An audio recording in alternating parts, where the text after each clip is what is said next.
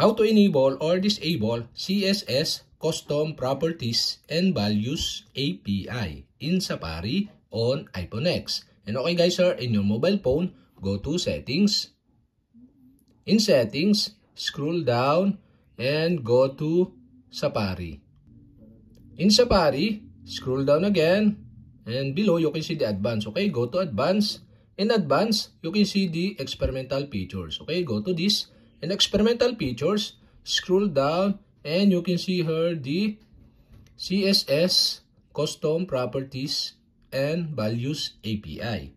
The CSS Custom Properties and Values API is disabled. To enable this, you'll have to do switch on the switch button on the right side. And okay guys, we have successfully enabled. And to disable again, you'll have to do switch off the switch button on the right side. And okay guys, we have successfully enabled or disabled CSS Custom Properties and Values API in Safari on iPhone X.